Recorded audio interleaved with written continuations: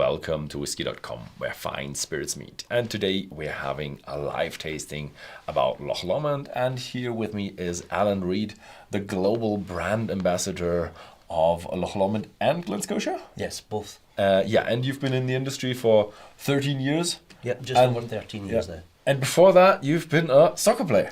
Yes, an interesting path into alcohol. So, unlike most people from Glasgow, I didn't touch alcohol till I was 26. Oh, okay. And now there's no going back. I think a switch from football or soccer to whiskey is easier and then from whiskey to it's easier the way I did it, for sure. So but you've been playing for what kind of I was lucky enough to play professionally in Scotland for 14 years. Nice. So again, I think most people who know about soccer or football in the UK, they think Scotland only has two teams. But I was it Glasgow Rangers and Glasgow Rangers and Glasgow Celtic. Okay, both in Glasgow. Even though I'm from Glasgow, I played for a team through in Edinburgh called Hibernian. Okay. And then a team called St Mirren. So I played most of my time in the top two divisions. Okay. But definitely a different chapter now. Okay, nice. But have you? Are there any like interviews? Because I'm really not into soccer. I barely watch the World Cups. But are there any interviews like when you play like 120 minutes full speed and then some camera dude going like and you have to do some math questions or something? It's challenging. You sometimes need to remember that you're representing a club and you have to watch your P and Qs because it becomes quite passionate, especially if you lose. It can be quite challenging, but.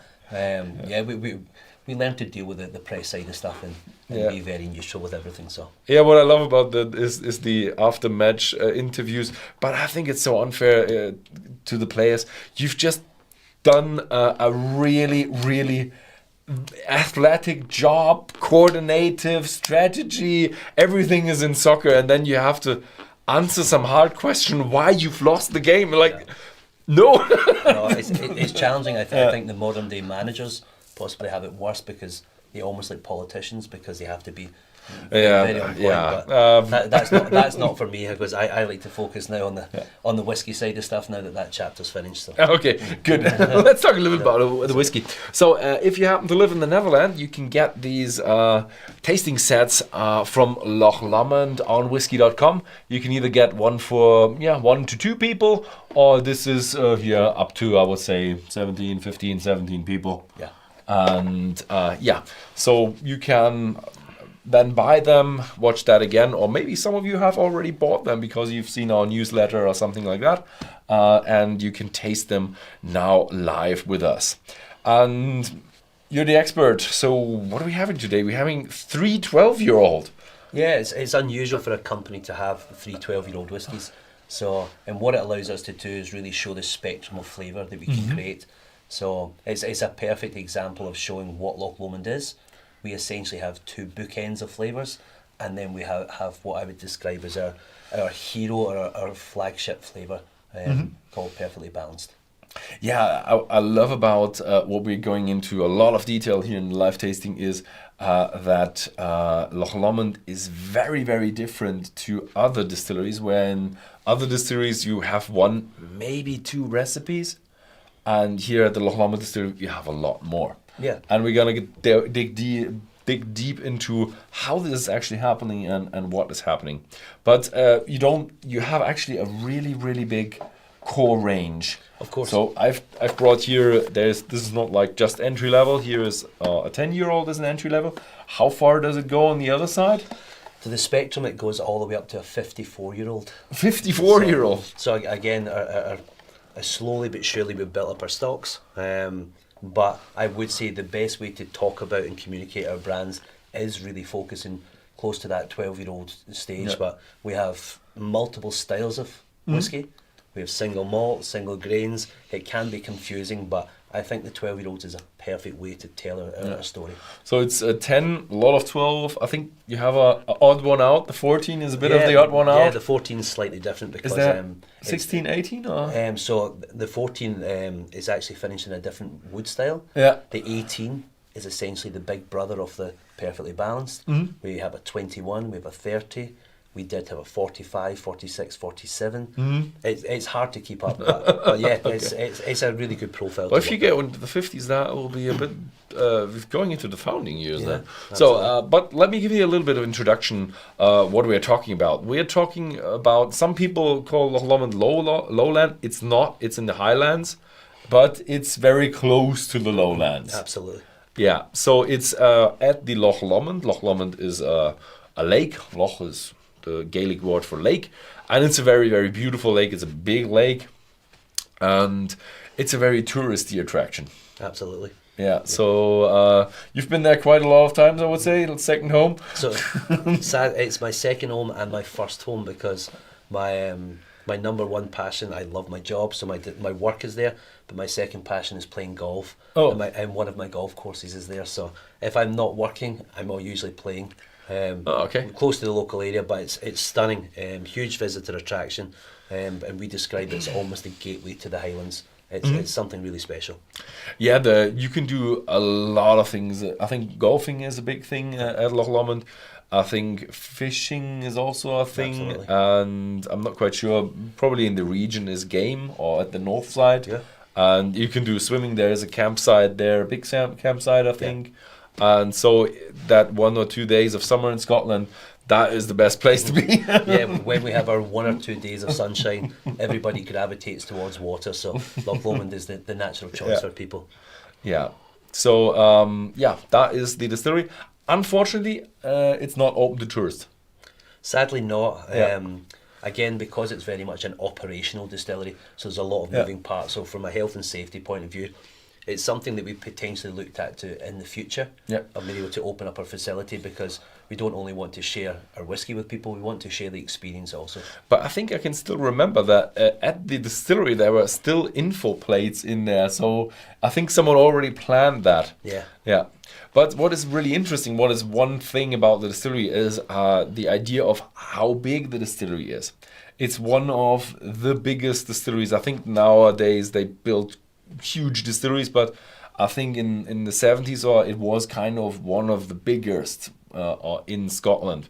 It has a capacity of 5 million liters of malt whiskey. That's correct. And 18 liters of grain whiskey. I've heard numbers of... It's up to 20 million. Yeah, 20. I've already heard 40, but I think that included when there was medicinal and vodka and stuff. So...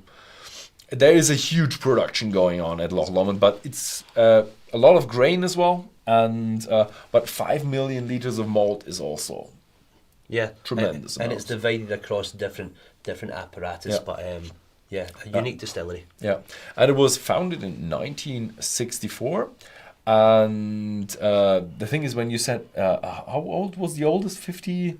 So the oldest is 54. 54, that would be going like 10 years into production. No, 8 years into production time, because production started in 66. Yeah, interesting. Yeah. Okay.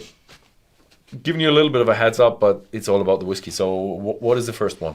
So the best way to describe what we do is to start with this one here, which is our 12-year-old Inchmirren. And the communication becomes quite easy. Thank you so much. Across our brands. This will be a Scottish measure, I'm warning you. There we go. So we're dealing, the 3 whiskies we're going to focus on are all 12 years old. They're all 46%, and they actually have all the exact same cask DNA.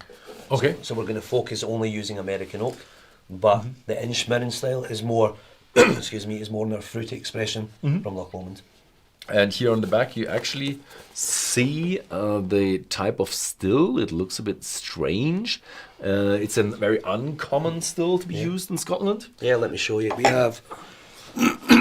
have this, quite unusual in shape. So we call this a straight neck pot still. Okay. Yeah, very straight. and again, what's unusual about it is it actually has 17 copper plates in the neck. And basically what that does is increases copper contact and reflux, and it allows us to create this real fruity character that we're looking for with our Inchmirren spirit. Don't worry, we're getting more into detail later. Yeah. So we're having a lighter one, as I smell it here. It's very light, fruity, and I've already read their orchard. For me, that's a lot of pear, maybe a bit of apple in there. For me, the peach and pear notes come through straight away.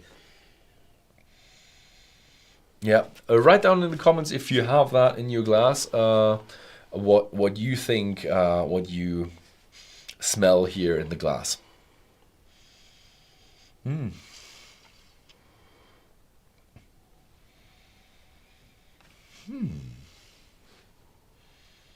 So it's a lighter one, but I do already smell a good amount of oak in there now. Yeah.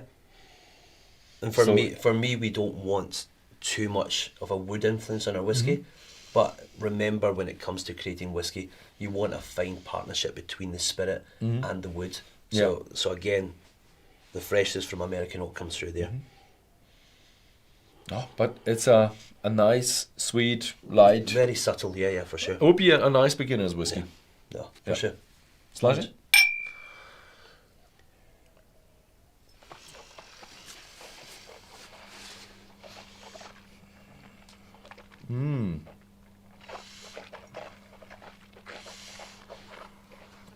Oh, still very nice, sweet, but you realize a lot of volume in there, a lot of strength, 46% alcohol, transporting a lot, sweetness, also cask influence, so oakiness.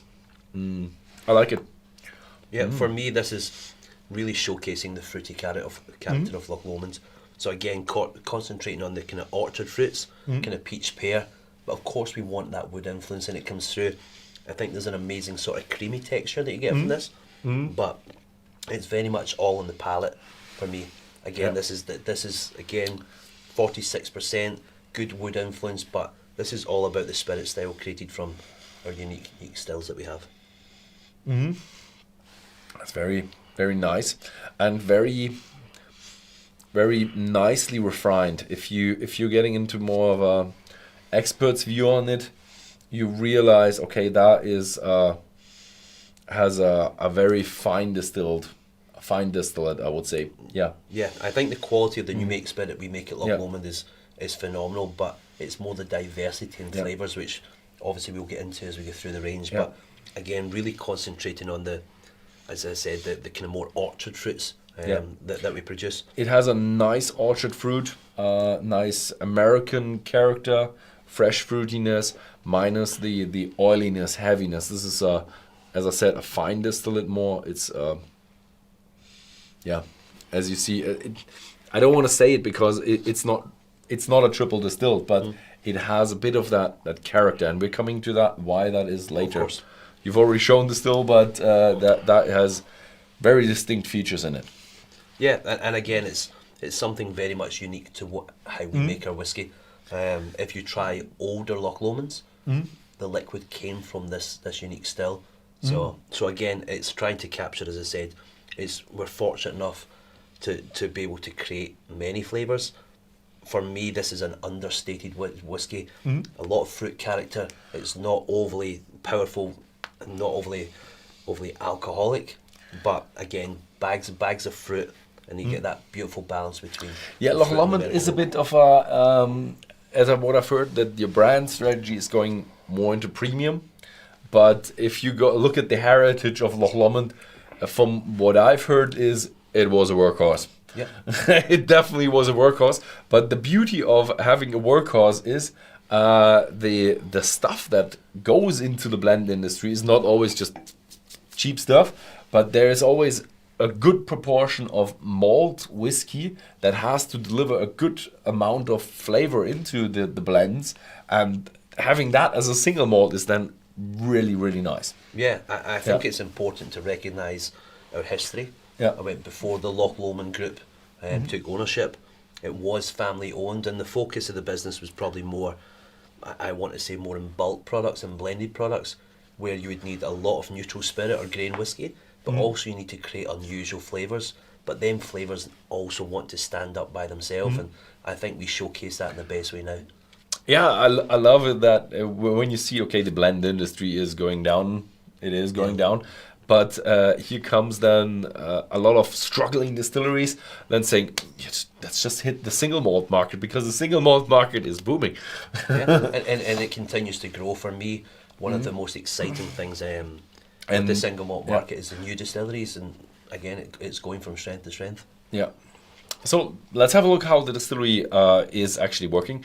If you look at our channel, there are 2 videos about Loch Lomond. I've shown the malt side and I've shown the grain side. In this live video here, we'll go a little bit into the production of the malt side. But if you want to go into the production full detail, there is the distillery video where I just show every production step in much detail. So let's have a look at the mill where we start. And it's kind of one of the oldest, as in many places. It's a classic Porteous malt mill. And interesting is that you have 3 different types of malt. Yeah, that's correct. So again, we make most of the liquid we produce is unpeated, but we have 2 other peated styles. So we have a medium peat and a heavy peat. The medium peat coming in about 25 to 30 ppm, and a heavier peated spirit that's coming in about 50 ppm. 50 ppm. Yeah. Okay. Very, very interesting. So, what is then the most, I would say, boring part of the distillery? Because three different kind of peat is very interesting for grinding. But the mash tun there is no variation in the mash tun. No. Just a big mash tun, 9.5 tons of mash. 3 lagerings, 3 waters, up to 50,000 liters of capacity. Yeah. And how much is the usual? So usually we're getting about 44,000 liters of output of wort. So okay. It works well numbers wise for our next stage, which you'll see. And the next stage is then one of the very interesting ones, fermenting. The distillery has in total 41 stainless steel fermenters.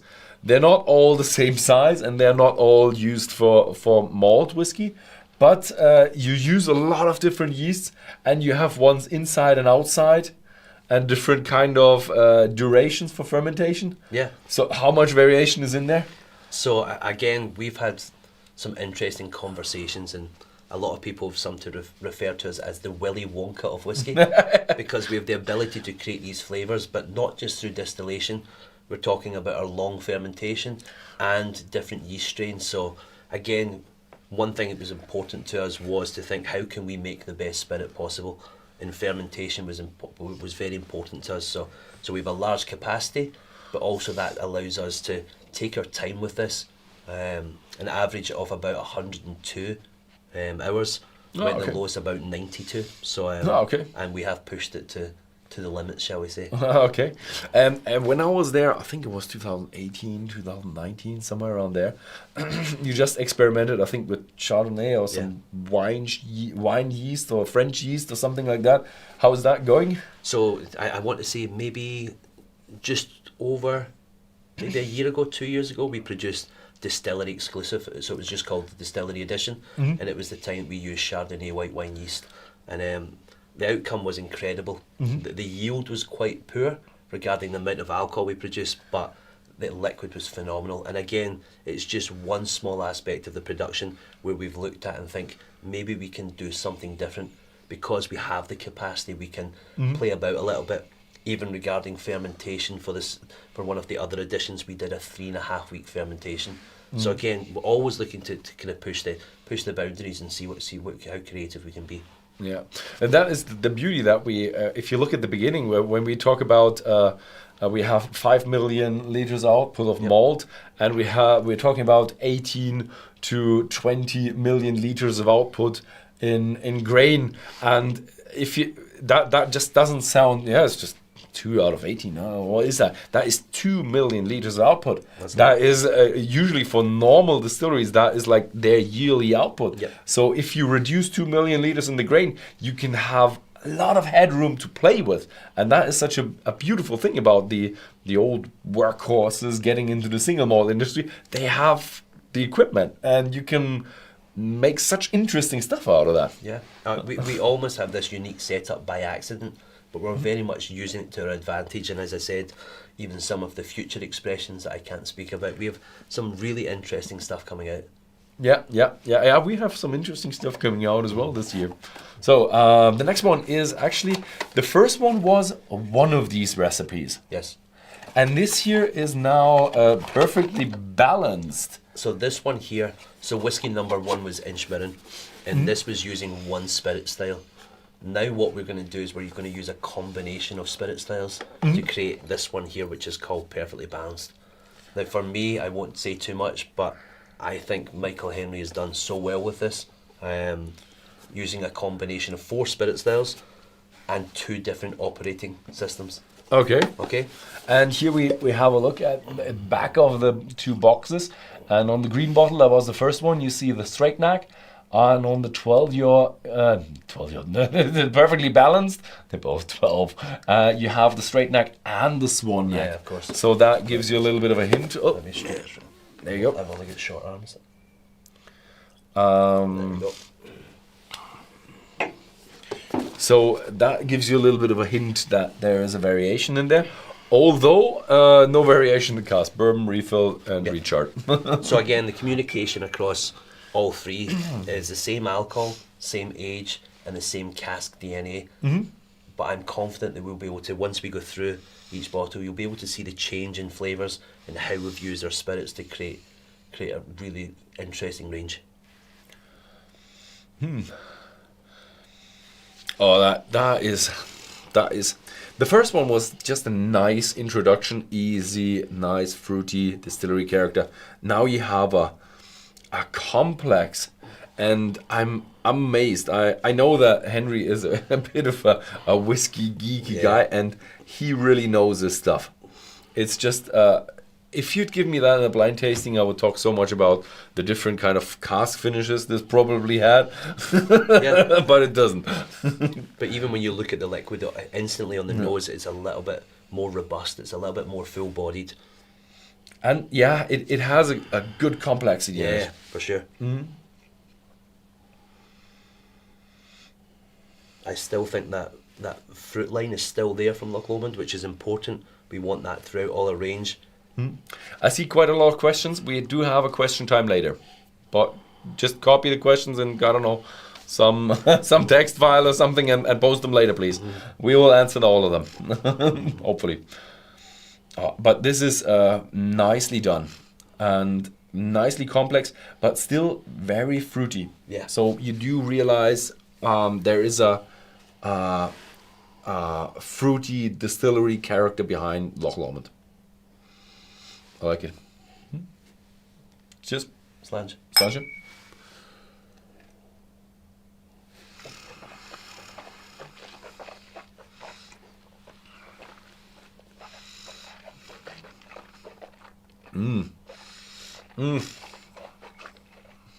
Taste is much more intensive. Yeah, for sure. Oh yeah. Ooh, but yeah, it has fruity, but a lot of strength, oak, a little bit of a coffee note as well, and oakiness to it. For the first thing that I noticed with this one here, when you're trying the whiskies side by side, is we've also almost lengthened the profile. So now we're getting a little bit more activity at the back of our mouth. So still very fruit forward, but then you're getting a lot more of, again, that spirit style, but more that wood influence. And as I said, we to create this whiskey, we've used 4 different spirit styles, and 3 of them have been unpeated. So one of them is from our traditional Swan neck stills, which you would see at most distilleries. And then we have a high collection strength, so basically the Inchmirren liquid. We have this liquid, we have it at a lower collection strength, the 65, which is a little bit more spicy. And also there is a small percentage of medium peated whiskey in there, which I think is really, really interesting. That is interesting. A little bit of foreshadowing for the distillation that is coming up next as a part.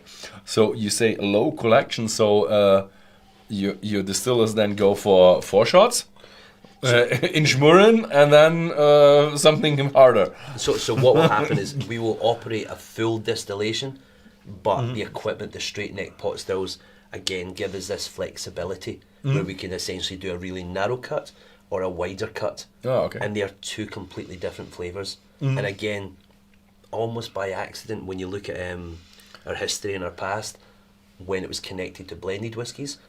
The more flavours and components you could create, the more interesting a blended whiskey. Now we can really showcase these flavours by themselves, which I think is amazing in a single malt. Yeah, that is always the thing with the blended can have so many Yeah, you can blend a single malt. You can blend a single malt. You just have to produce the ingredients. Yeah. So blending is not just for blends, but also for single malts. So yeah. So and again, as I said, because we make different styles, the way we describe it is if Michael Henry was an artist and we gave him maybe 1 or 2 colours to paint a picture. Yeah. I'm sure the outcome would be outstanding, but if you give him 9 or even 11 covering a full profile, the outcomes are much greater, and I think we've done this really, really well with this product. Okay, so let's talk about the stills. And here we see the stills. Here are the straight neck stills. And one question that is always coming up from a lot of users and even staff from us is, okay, so this is a Lomond still. It is not. I knew that, but I had to ask it anyway. Yeah, of course.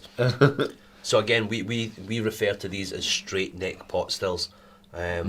Within our portfolio, we're lucky enough, we have 3 whiskies. We have Loch Lomond, Glen Scotia, and a small distillery called Little Mill. And there was an American gentleman that was in charge who indirectly invented these kind of the early 1930s, and we've taken some of them ideas and concepts and brought them across to Loch Lomond. So can you show the straight Absolutely. neck still? So what is happening here is you have layers in there? Yes, so what we have is, of course, the shape and size of the still can influence the final spirit. But what we have here is within the neck here, we actually have 17 copper plates, and they are fixed, but they have almost like they're obviously, they have a kind of cap on them, a bulb cap, which allows the spirit to pass through, but it means there's going to be a lot of copper contact there. So rather than the vapour just rising straight to the top, if the vapour is a little bit too heavy, it will get on one of these plates and you'll have something called reflux. Yeah. It will fall back down and it'll be redistilled. So it means that we can really, really control our spirit and again, ultimately be able to control the flavour that we're looking for. Yeah. So it is a very fine distillation. You can distill it to really high strength. I think you can do 90 with that. Yeah. But I think going at 86 or something around there. So our collection strength for Inchmere Spirit is about 85% alcohol, which is really high. But when you think of this, it's almost having an equipment that has the capacity to create a flavour profile that might be connected to maybe whiskies that are triple distilled because there's so much copper contact, but only distilling it twice. Yeah. So, and here you see then a Swan neck still, so a normal one that has a lot less reflux. So when you have a lot of reflux, you have a good separation of alcohol, a very fine distillate. As I said, it goes a little bit into that triple style whiskey. Swan neck is then very oily, very heavy, very spicy. Everything that you have in the fermentation, all the flavors go straight into the spirit. Yeah. So that is the heftier part in there. That was why this was very nice, refined, easy, fruity, and the next one was more hefty, robust parts of it, as it was blended. And now that we have 3 different ingredients as malt. Then we have kind of like somewhere around 5 yeasts and thymes and stuff. Yeah. So that would be 3 times 5 would be 15. And now you can have distilling in Swan neck, distilling in straight neck, and I think you have a cooling ring that you can switch on and off. Absolutely. So that would be times 3 again. That would be like 45 different recipes. So again, the outcomes is endless. But I think we're very careful in cleaning up the communication because in the past we made many different styles of whiskey under different names, but again, it's been more selective with the flavours we think will benefit. So when you have your bike has theoretically 21 gears. So how many of these possibilities, 45 possibilities, do you use? How many recipes are there that actually make sense? I don't think Michael would appreciate me telling you, but the thing is being able to look not just the spirit style, But again, look at the outcomes that we can do, changing our yeast, changing our fermentation times. Again, with the Scottish Whisky Association, we have rules regarding Scottish whisky, and people sometimes believe this is quite strict. But look at the room that we have to play within there, and that's the fun thing for us. I think there is I think we have a tasting set, or is it some the 9. So I think you are currently at 9 of these spirits, but in the past I think I've heard 11. I had in my last distillery video. So there are varying numbers of different stills, but just imagine we're talking about if there are 9 or 11 or 12 or 10 different kind of styles of raw spirit that you do. At other distilleries, you have usually you have 1. As at some distilleries, you have a peated one, so 2, and rarely you have like other styles. So Loch Lomond is very exceptional here that you have more than a handful of different spirits coming out of the distillery. So, and what I've also mentioned in the distillery video, to be a distiller, not the master distiller, but a distiller at Loch Lomond, it takes a bit more skill or a bit more effort during the working. And it's been able to understand the journey of that spirit. So I want you to think again. I would say for our single malts, we're focused on probably nine spirit styles. If we were to include our single grain, which is in our Coffey still, we'd add a little more. But understand our master distiller and our blending team need to understand the journey of that liquid and quality control that. So it's not just one flavour throughout its journey. It's quite complex. So the thing is, in other distilleries, you have to do one product, you focus on that and get everything right. Here you have to, what are we producing today? So what are we looking for? I know that one. Tough job. Yeah, for sure. But then, obviously, here you can see how the people do that at a Spirit Safe, where you can do the smelling, you can do the measurements, and how you do the you actually select what the spirit is made of. Then we go into the cask, and what is really nice is that the distillery has its own cooperage. But it's nice because you do need a lot of casks. If you have a production of, let's say, 23 to 25 million liters of raw alcohol per year, then it's really suitable to have an own cooperage on site. And what you do there is they're not producing new casks, but they are rejuvenating casks. We've said we had a recharred cask there. So what you do is you open the cask, you put it in a special machine, and take out the most upper layer of the inside of the cask, and that is a charcoal layer that is actually taking the high strength alcoholic tastes out of the whiskey. If you have a new make spirit, it is nicely and fruity, but you have the window cleaner and the alcohol in it, and that is what a cask takes out. So if you have used the cask once, it adds a lot of perfect flavors and takes out flavors. Second time works good. Third time, that is a bit of a thin whiskey. Fourth time, it is possible. You should leave it in pretty long. Fifth, have you ever tried a fifth fill?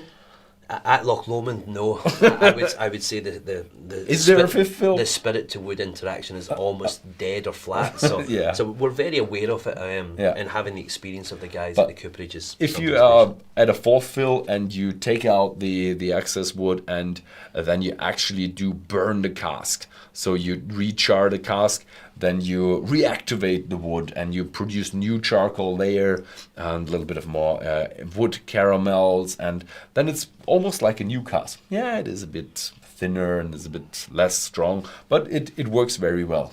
I think the reputation being from Scotland and very clever with our money, some people may say tight, but our ability to be regarding the whiskey production being very, very efficient. But that also leads into how we use our cask as well. Again, we can almost bring these casks back to life by the decharring and recharring process. Yeah, yeah, it's rejuvenating. Yeah.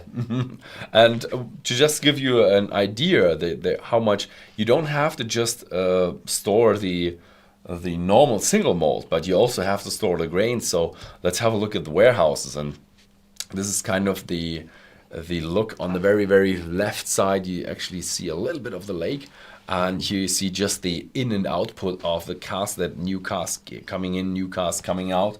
And all these warehouses are stacked full with whiskey casks up to the top, most of them palletized. Most are palletized. We have a little bit of racking. Yeah. But currently, we have the capacity for just over 500,000 casks on site. Okay. And some of the casks that you see outside, at one point we had over 5,000 casks. So we're keeping our coopers busy, that's for sure. Oh yeah, yeah. So that is why you have this rejuvenating, because if you have so many casks, there's always a cask who's been finished and has to be rejuvenated.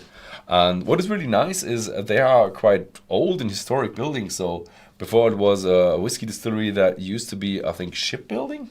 So it was actually connected to colouring clothes. It was Clothes. an old dye works, and it possibly has the most un-Scottish sounding name you could ever imagine. It was called the Red Turkey Dye Factory. Okay, and this supposedly it was a big industry, I want to say in the kind of 19th century. But at the south of Loch Lomond, there is a river called the River Leven, which passes by, and it's fast flowing water. So that was perfect for this industry, and that's why the location was there. Nice. Yeah, but there are some of them are like new style warehouses, but some of them are really bricked old warehouses. I love that. I always love that. Good, and we're getting into the third one, which is a bit strange because now rich smoke and spice. Up until now, I didn't have much of the smokiness in the second one. Yeah. How smoky is that now? Smoky. So we described the first whiskey as really focusing on the fruit element of Loch Lomond. This is probably focusing more on the smoke element. So when I put the bottles together, I describe these almost like bookends. Okay. So we have the extreme fruity element. Now we're going to focus on the extreme smoky element. Okay. For the record, we're a Highland whiskey. We're not trying to be an Islay whiskey, but there's some really interesting flavours. I think our peated spirit that we produce is really challenging and interesting. So this is then the, what was it, 55? So what we have is we have 3 spirit styles. Okay. That are all 50 ppm. So 50 ppm. So we're now going to the heavier end when it comes to peated whiskies. We've got peated whiskey from our traditional Swan neck still, and then 2 different collection strains from our unique straight neck pot stills. But the thing is, the 50 is actually a measurement of the ingredients. So the malt that is going in has 50 ppm of smoke. Let's have a look how much smoke gets into this through this kind of part Swan neck and part heavily refined straight neck still. Yeah. Because that's the thing. If I think about 50 ppm whiskey, that is, for me, that is so sweet and savory. And yes, there is a little bit of a smoke and a little bit of a ham character going in, but it's so peachy, nice, fruity. I think keeping the fruit element is so important to us. But when I'm doing tastings, I really like the nose in this one because there is definitely a different journey, and the nose can almost be deceptive in the information. People say, is this a heavily peated whiskey? And yeah, but it doesn't smell like maybe Lafroig or Ardbeg or something from Islay. Yeah, and I think that fruit element really comes through. Yeah, you realize definitely how much influence the distillation of the picking of the flavors. And I think you, as a distillery character with that straight neck still, you just a very fruity distillery. Yeah, of course. Very fruity distillery. But yeah, there is a smokiness in there, and I think it's heavily coming and a little bit of an oiliness. So it's nice to have more than one still in there. Of course. Yeah. Yeah. Slange. Slange it.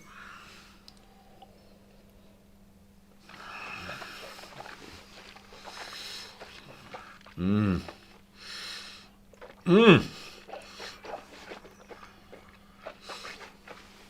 this is night and day. So, yes, there are whiskies that smell a little bit different than they taste, but this is night and day. Boah, this is hefty. The taste, as I said, you have a light smoke, you have a nice sweetness. This is hefty, this is smoky, this is spicy, this has a lot of ham, smoked ham, very strong coffee note in it, a little bit of a bit of sweetness in it, dark chocolate. It's very, very strong, very oaky. Wow, this is oily. And for me, it really grows in your palate. It's got this lovely long dry finish, which I think is amazing, but you can still get that fruit element. Still get, as you say, for me, it's almost like a sweet peat. That makes sense. And it makes it really approachable, but it's not lacking in character, that's for sure. This is such a roller coaster. It starts so much different than it ends.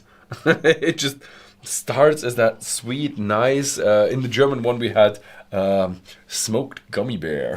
that was perfect. It has a lot of gummy bear in the nose with fruitiness and wine, like fresh white wine and peaches and the pears and apples, and the taste, just full punch smokiness. Wow, it's for me, there's not a over dominant medicinal note. And I think if you look at the peated whiskies that we produce, again, there's more a focus on that kind of wood smoke element.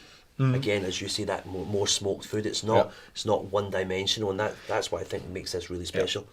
Where I just want to say, it's not as hefty as all this straight distilled 45 ppm whiskies.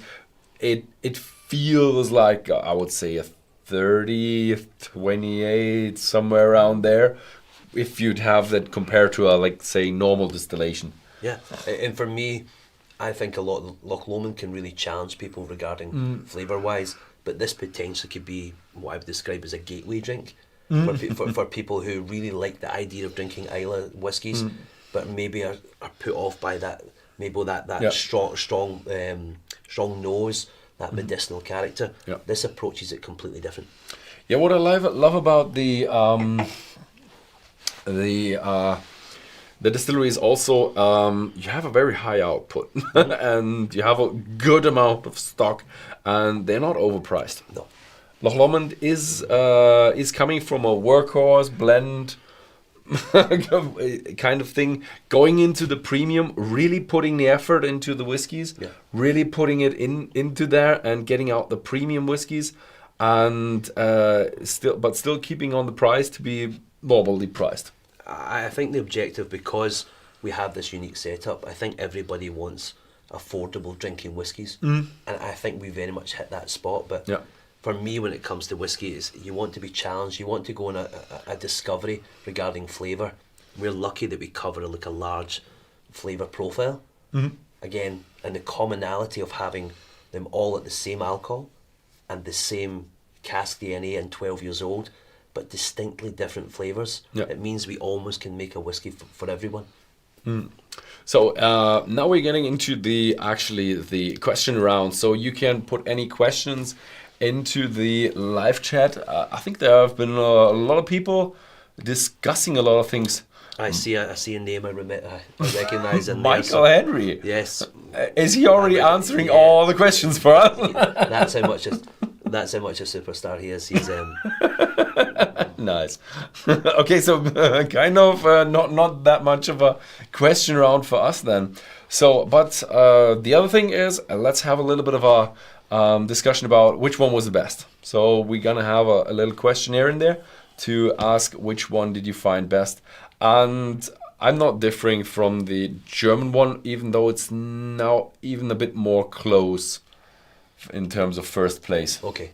Are you a bit too biased, or do you want to give you a ranking? It's probably like picking one of your favourite children, so it becomes a little bit challenging. You don't want to? Okay. I would be honest, I think what Michael's done with the Perfectly Balanced is incredible because of the combination of spirit styles. So if I was to pick, if we're going my selection, I would go 2, 1, 3.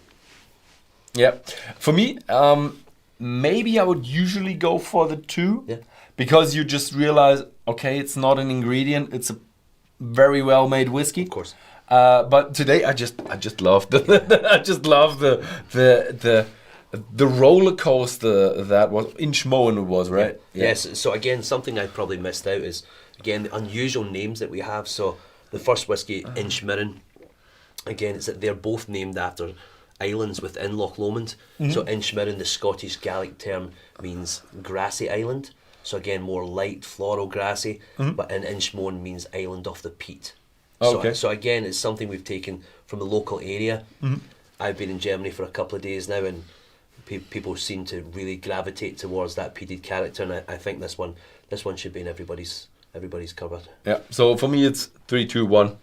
Although I do love the first one because it was just so easy. I would say is the Inchmoen an older age. I mean, we don't within our core range, but there's some independent bottles that you can try.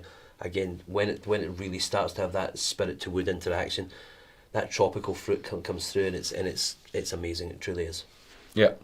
So we already have Michael in the chat, and we do have something that I want to announce. Yes. And that is we're gonna have an Instagram giveaway. And before you left, did you meet him? Did he send it to you? No, that is not a fake autograph. Okay, trust me.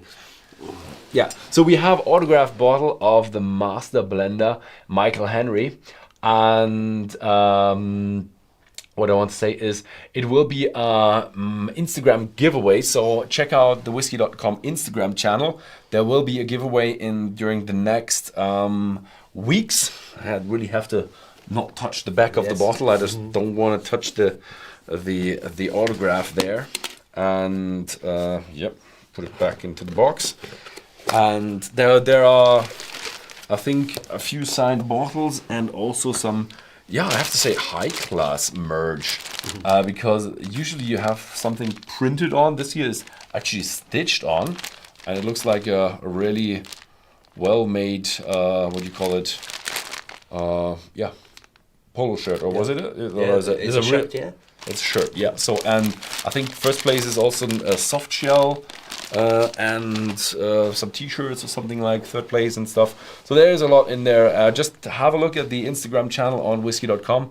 Give it a little subscription and you will not miss our giveaway. So yeah. And can you read which one was best? So we have this is challenging because we have 33. Yeah, this one was like the most balanced that we had in the German channel as well. Yeah. And again, what it highlights is, again, diversity. Yeah. I think it's important to recognise that everybody has their own taste. Humbly speaking, at Loch Lomond, I feel as if we can tick a lot of boxes. But for me, as I said, I would say our flagship, our signature style is really, really interesting. Again, full-bodied. How we use our peat is really interesting, but there's a flavour for everyone for sure. Yeah, I like how much emphasis you put on the distillation and how much complexity you can take out of that. Yeah. So yeah, thank you very much for being here. It was a pleasure for having you here at our live whiskey tasting. Usually I would go for next live tasting, but we are already at the end because next up is my distillery tour, which takes me a few weeks and a few weeks for editing. So there will be a month or two going into the distillery videos that are coming up. And the next live tasting then will be in autumn when the days are getting longer and the evenings are dark outside. Then the people want to sit inside and have a nice live tasting. So we're not quite sure which live tasting is going to be in autumn yet, but we are having a look how we're going to go for that. Yeah, and yeah, thank you very much. No, thank you. Thank you very much for watching and see you next time.